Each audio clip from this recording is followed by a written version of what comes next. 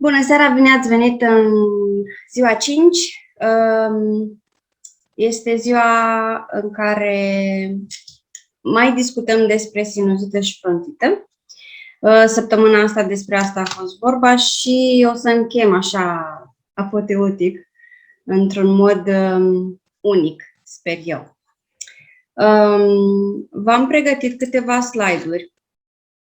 Sper că s-a înțeles săptămâna asta că sinuzita este un aspect și frontita ține mai mult de o situație mult mai avansată. Da? Teoretic, după ce faci de vreo 2-3 ori sinuzita, ajungi la frontită dacă nu s-a acționat corespunzător.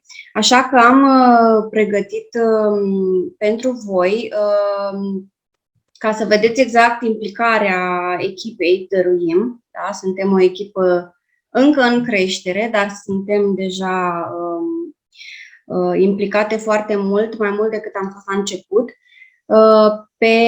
pe ce pregătim pentru voi.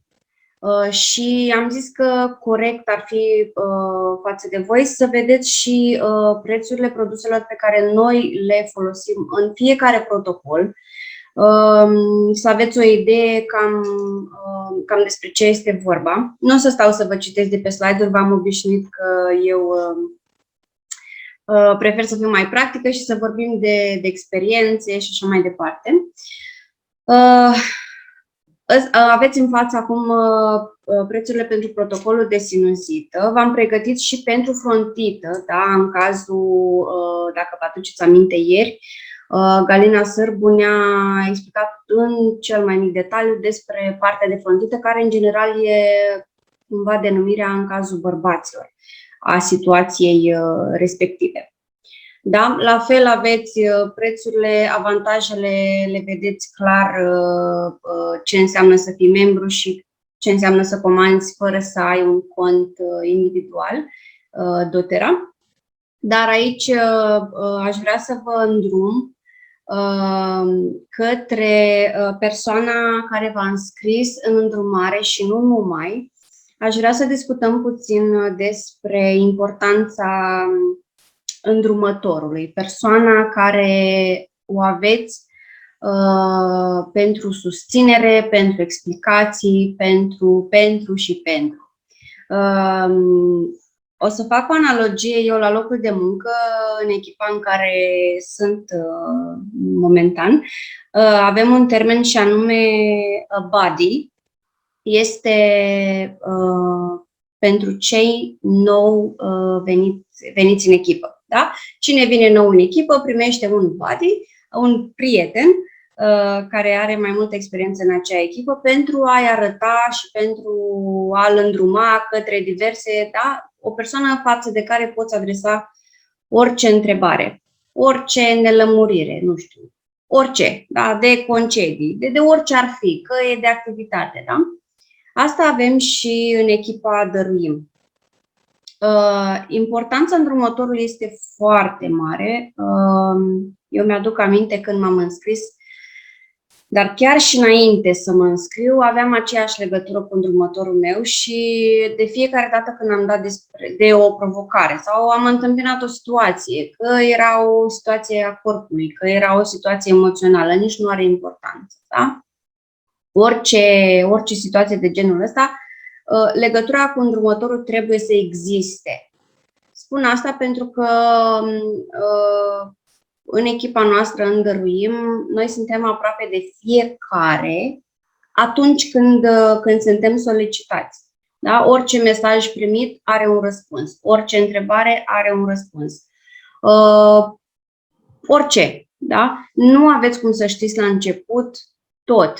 Nu aveți încă la început instinctul de a ști exact doza unui protocol sau câte picături să puneți pentru, nu știu, o zgrietură sau în cazul unui copil se inflamează gingia și trebuie folosit ceva, da, iese dințișorii, da? Pentru asta există îndrumător. Acesta este rolul îndrumătorului.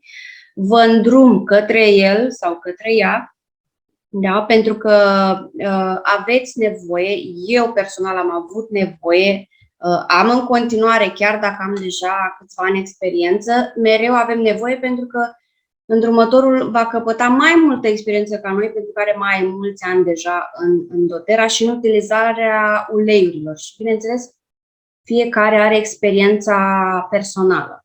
Da? Eu, de exemplu, am experiență pe ce înseamnă dureri, nu știu, infecții, stări emoționale, da?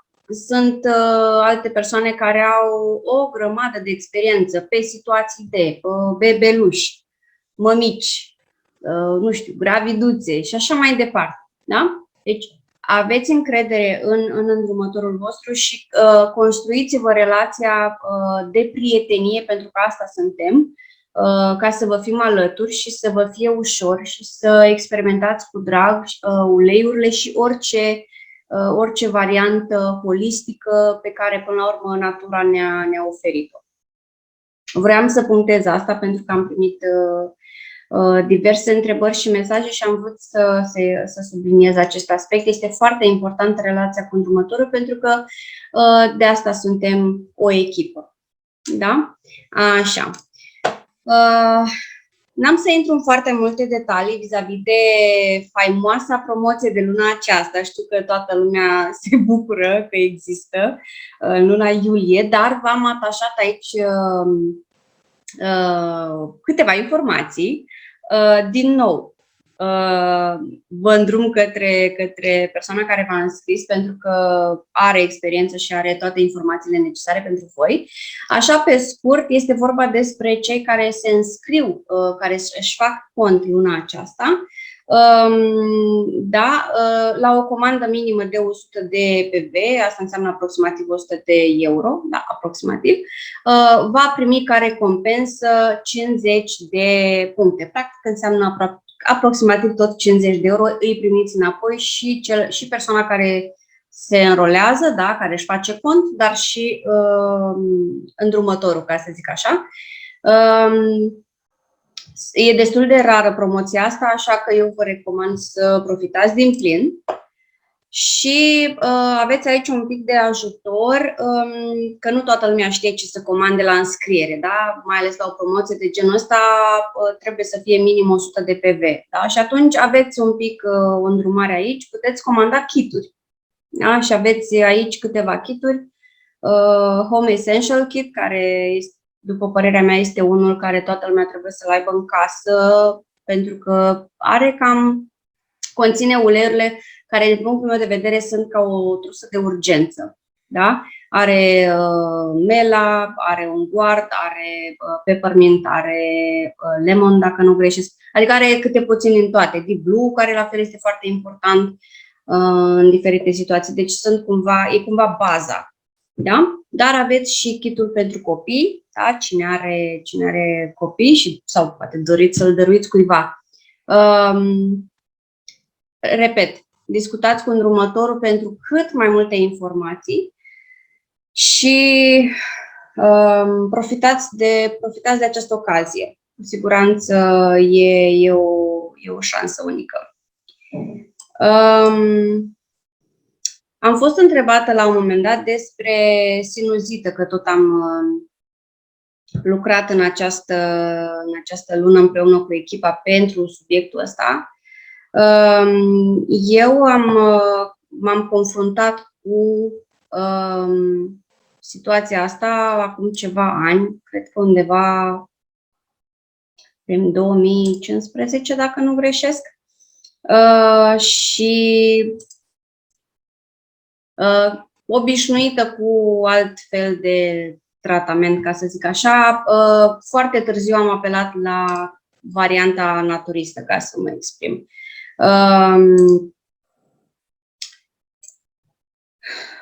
Cred că mi-au luat vreo 3 ani, cred, până am reușit că m-a întrebat cineva cum am fost convinsă să-mi fac cont.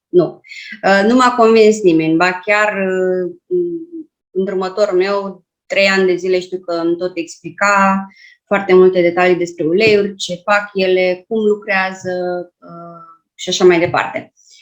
Și răspunsul meu de fiecare dată era: n-am timp pentru asta, vorbim.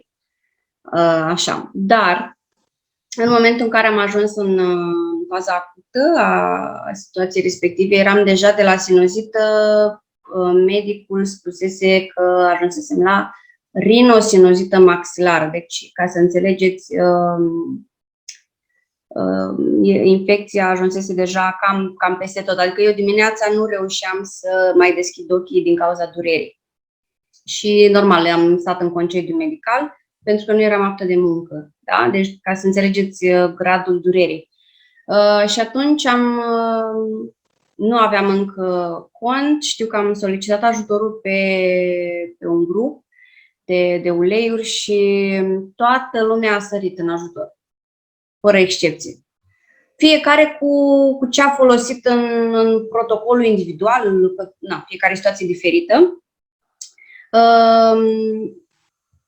Și cu ce aveau în casă, că erau deja oameni cu experiență și știau cu ce să înlocuiască un ulei dacă nu l-au pe celălalt și așa mai departe. Și am fost ajutată atunci pentru situația respectivă și așa cumva am înțeles efectele practice, cât de important e varianta naturistă, pentru că ce se întâmplă? Cred că am luat pentru sinuzită, într-un an de zile luasem de vreo 7 sau de vreo 8 ori antibiotic. Și atunci cred că a fost cam mult, adică corpul oricum l-am dat, nu mai făcea față, nu mai dădeam randament. Alte variante nu aveam, în sensul când mergeam la consultație. Și atunci, ce mai rămâne? Varianta naturistă, este clar. Care înseamnă multe, da? Nu înseamnă doar uleiuri. Înseamnă tincturi și așa mai departe. Înseamnă reflexoterapie, acupunctură, foarte multe, da? Presopunctură, orice, foarte multe, da? Și în urma, cred că 7 zile am ținut schema primită atunci, protocolul care a fost creat personalizat pentru mine, da? Că asta explicăm și către voi.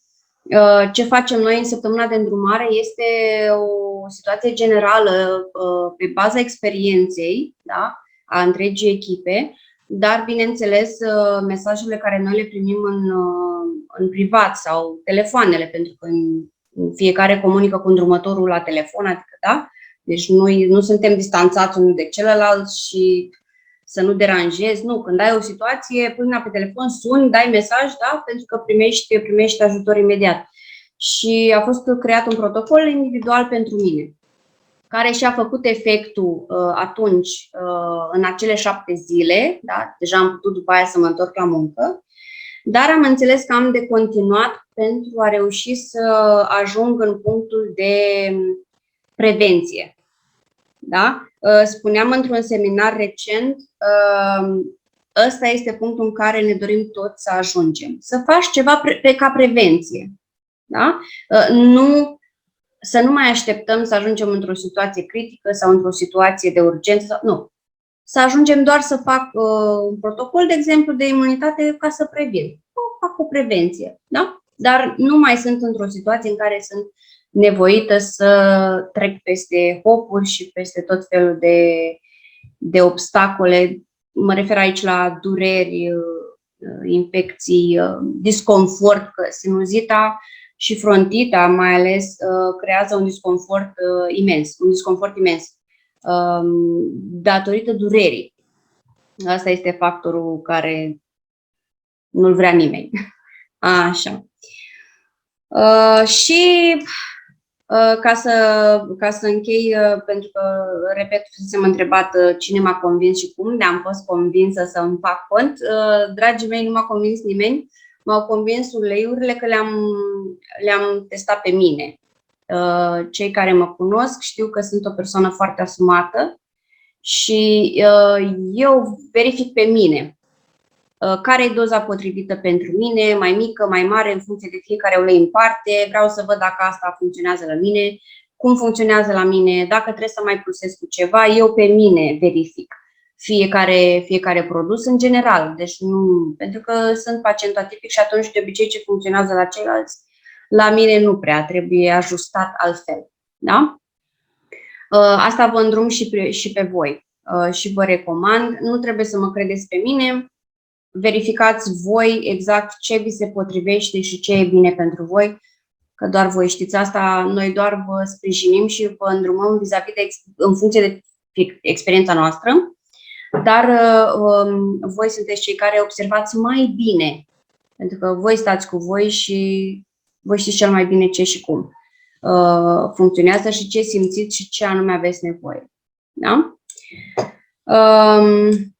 Mă opresc un pic asupra mesajelor primite, n-am cum să le pun pe toate, dar și le-am pus anonim, nu aș vrea să deranjez pe cineva, cine ni le-a trimis poate nu-și dorește numele sau identitatea să fie făcută publică, da, e un grup destul de mare, dăruim și atunci vrem să ne simțim cu toți în siguranță în lumea asta digitală. Mulțumesc pentru mesaje. Le-am pus în slide doar ca mulțumire că ne trimiteți un feedback și pentru că vedem că e important ce facem și cumva ne încurajați pe mai departe să venim cu alte idei și cu alte idei și cu alte variante și alte soluții descoperite până la urmă, că ne ajută și pe noi individual, dar și pe voi, pentru că, repet, să fim uniți e foarte important. Foarte, foarte important să fim uniți, să ne ajutăm, să ne susținem, că ăsta este mesajul de bază al echipei Dăruim. Bun. Ne-am gândit să facem o rubrică nouă, începând din această lună, și anume citatul lunii. Luna aceasta am pus un citat care este important pentru mine. Da? După cum vedeți, un vapor în port este în siguranță, dar nu de asta sunt create vapoarele. Fiecare persoană care citește un citat sau o carte sau, da, va înțelege ceva, altceva față de altă persoană. Dacă eu o să citesc aceeași carte peste jumătate de an, cu siguranță voi înțelege și eu la rândul meu altceva față de ce am înțeles prima dată. Da? Pentru că suntem într-o continuă evoluție și asta e și ideea, adică nu rămânem pe loc, nu staționăm și nu ne dorim să nu învățăm nimic. Că până la urmă suntem aici pe planeta asta, da? Pământ, care e până la urmă o școală pentru noi toți și ne dorim evoluția pe toate planurile. Da? Pentru mine, citatul lunii este acesta. Pentru mine este citatul zilnic, dar l-am pus aici și pentru voi. Poate vă ajută, poate face click undeva și pentru voi, la mine face de fiecare dată când îl citesc. Eu personal am înțeles din el că e bine să fim asumați. Da? Ce înseamnă asumarea din punctul meu de vedere în cazul meu? Înseamnă să folosesc toate uneltele pe care le am pentru a crește. Asuma. Să fiu conștientă că dacă am ceva de făcut, să fac cât pot eu mai bine, cum pot eu mai bine și să mă folosesc de tot ceea ce știu, de tot ceea ce am învățat și de ce urmează să mai învăț, ca să pot să cresc și să folosesc la capacitate maximă sau la capacitate cât mai mare tot ceea ce știu să fac. De ce? Ca să putem să ne ajutăm pe noi și pe ceilalți.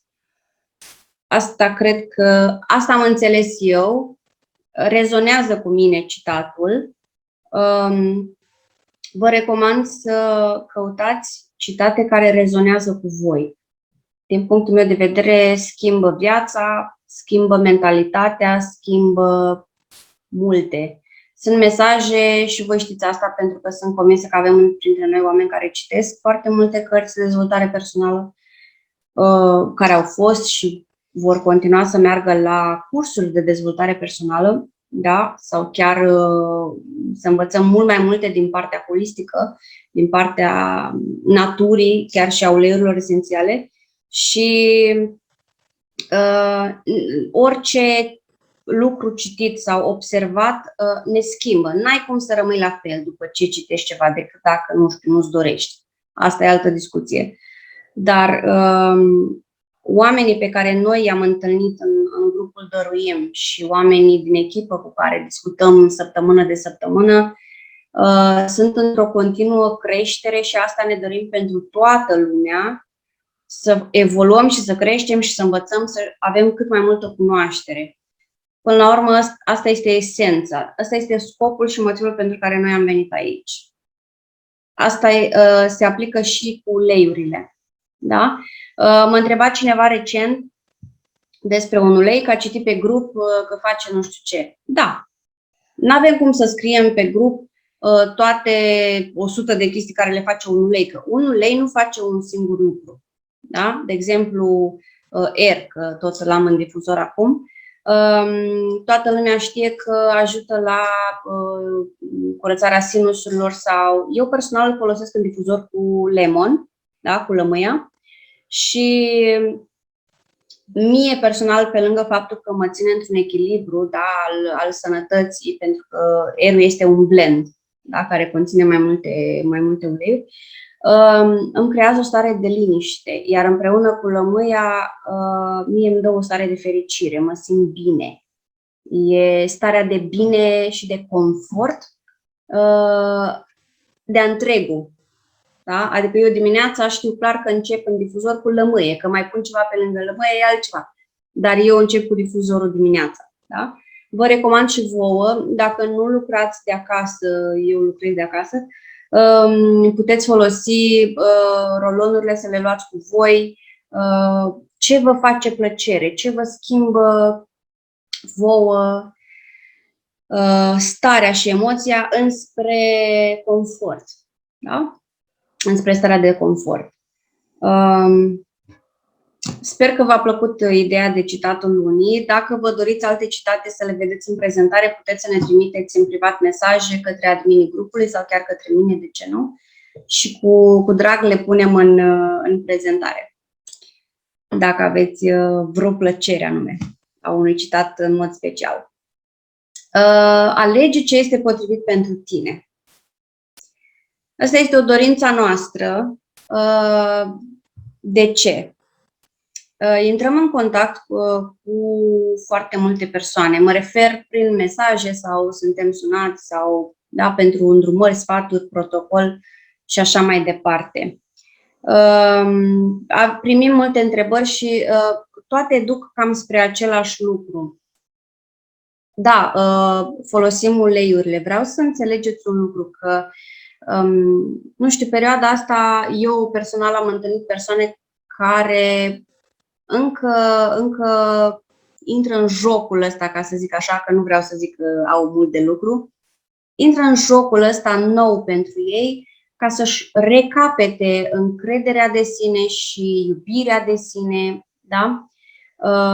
Vreau să înțelegeți un lucru. Noi suntem, noi ca indivizi, da? Eu personal, voi individual și așa mai departe. Aveți tot ce aveți nevoie ca să reușiți. Vreau să înțelegeți lucrul ăsta.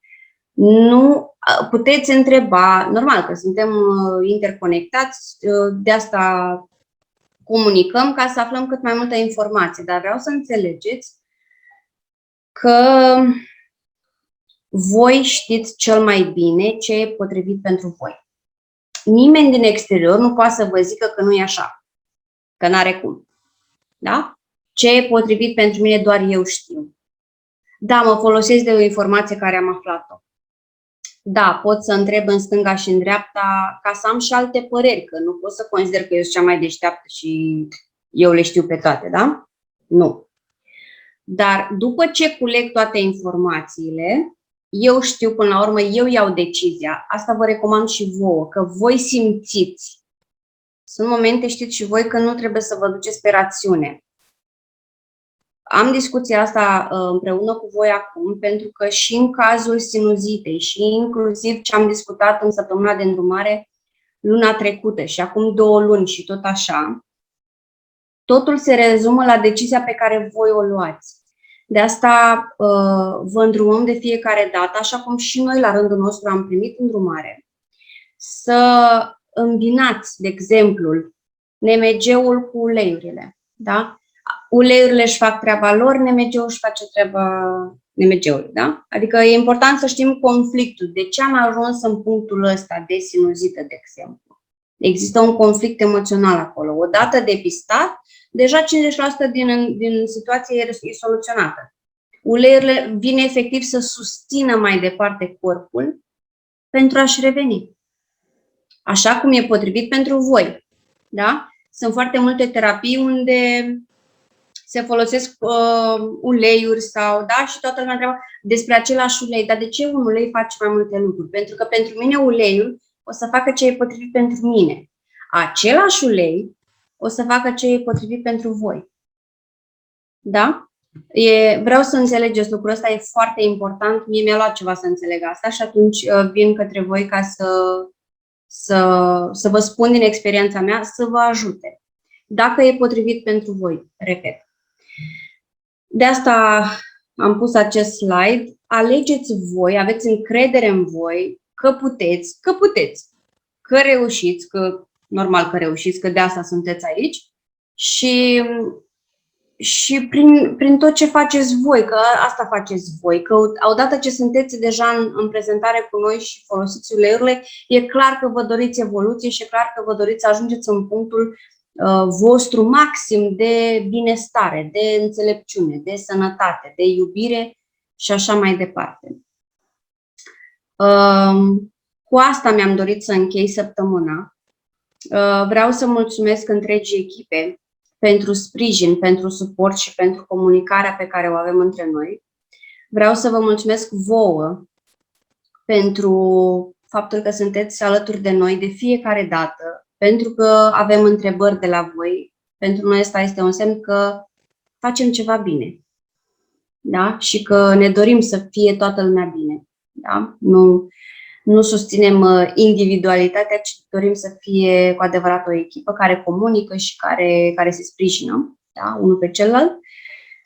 Și am dorit să subliniez lucrul ăsta ca să închei săptămâna într-o manieră mai emoționantă și mai spirituală, pentru că aveți toată susținerea noastră și vă spun acest lucru ca să aveți încredere și în voi. Că mai întâi în voi trebuie să aveți încredere și aveți motive să aveți încredere în voi. Eu vă doresc un weekend frumos. Nu uitați că cei care ne-au dorit mesaje vor intra în tragerea la sorți pentru câștigarea celor 3 blenduri personalizate și pe grup vor fi anunțate și persoanele care au câștigat, iar voi trebuie să lăsați un mesaj către Ana Tot că ea vă pregătește acele blenduri personalizate. Vă mulțumesc încă o dată și să aveți o seară frumoasă și liniștită așa cum vă doriți voi. O seară bună! Mulțumim, Anca! Cu drag!